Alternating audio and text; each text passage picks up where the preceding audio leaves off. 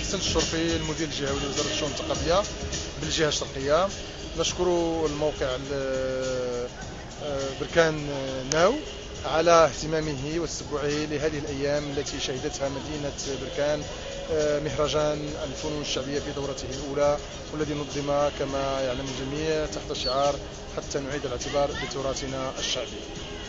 لماذا بالضبط مهرجان الفنون الشعبية وبمدينة بركان على وجه الخصوص؟ أولا مهرجان الفنون الشعبية لأن المنطقة غنية بهذا الفن الشعبي الغني، وأن هذا الفن الشعبي الغني بالجهة الشرقية من رقادة وعلوي ونهاري ومنقوشي إلى غير ذلك لابد أن يستضيف فنون شعبية أخرى إن شاء الله من خلال هذه الدورة التي كان حاضر معنا أحدث من منظم المشاة، في انتظار أنه في الدورة القادمة إن شاء الله ستحضر معنا فرق أخرى من مختلف الجهات من كرج إن شاء الله. لماذا كذلك بركان؟ لأن بركان حتى يؤسس لها مهرجانها الخاص بها، مهرجان الفنون الشعبية. لماذا بركان؟ لأن بركان جاءت في موقعها الاستراتيجي بين الموقع السياحي لمدينة السعيدية وبين مدينة الناظور وبين مدينة وجدة، فلا بد أن يلعب هذا الفعل الثقافي الفني دوره الأساسي في التنمية، باعتبار أن المنطقة تشهد بنيات تحتية كبرى، تشهد مشاريع تنموية كبرى يسهر كما جاء في الكلمة على أنه يسهر على تسبعها وتنفيذها جلالة الملك محمد نصره الله.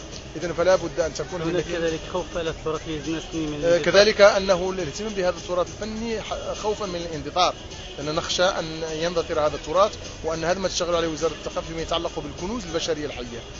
فالعديد من الكنوز البشرية الحية عرفت موتا ووفاة وهذا قضى الله وقضاءه، إلا أن هذا الكنز البشري حمل معه موروثه الفني.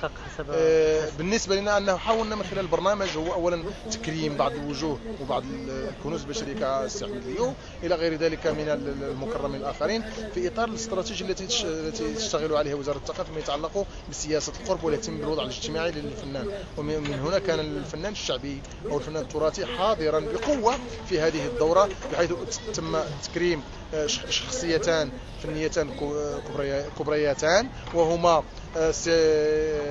سي الزنبيل اللي هو شاب ولكن إلا أنه يعطى لهذا الفن ومصاب ومعاق ومصاب بمرض عضال.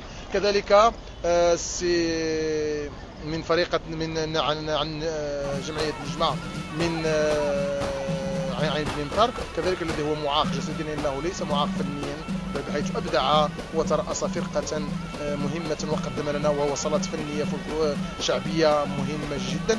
وإذن فالتصور العام لوزارة الثقافة هو تخصيص مهرجانات خاصة ذات بعد ثقافي إنساني نابع، بحيث أن هذا الفن هو من الإنسان، والإنسان هو الذي أبدعه وليس دخيلا عليه، وبالتالي فأن المغرب غني بهذه الأنواع من الفنون الشعبية. ستكون إن شاء الله مدينة بركان وإقليم بركان بوجه عام يعني حاضنا لهذه الفنون الشعبية من خلال الدورات التي سنلتقي معها إن شاء الله إذا دامت لنا الأرواح.